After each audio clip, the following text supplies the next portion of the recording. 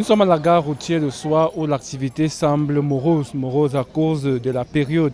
Les étudiants qui sont la principale clientèle de cette gare routière sont pratiquement en vacances. Mais ici, l'activité semble tourner au ralenti. Je vous propose d'écouter quelques extraits des chauffeurs que nous avons rencontrés ici dans cette gare routière.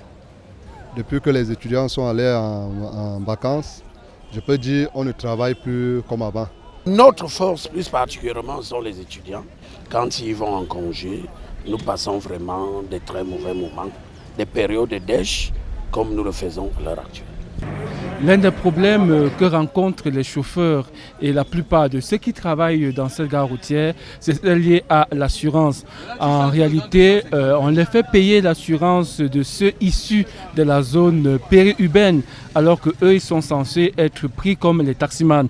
Des études et des réunions ont été initiées par les responsables du syndicat en charge ici. Je vous propose d'écouter quelques extraits des éléments et des récriminations posées par l'ensemble des responsables de cette gare routière.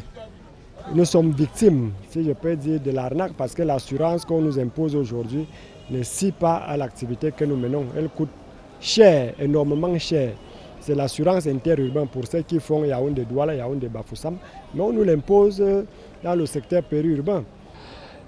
C'est en file indienne que les Camerounais viennent pour pouvoir rallier leur domicile qui se trouve dans la banlieue de Soie. Il faut s'aligner et ça permet qu'une certaine discipline soit observée, que sont pour les chauffeurs de faire une sorte de recette, une recette qui les servira probablement à payer l'assurance qui est la leur et pourquoi pas de retrouver le niveau d'activité d'antan. Justement, depuis la gare routière de Soie, au niveau du lieu du Kamer à Yaoundé, Brice Ngolzok, Guy Roger Zogo, Thierry Edjege pour Focus Média Afrique.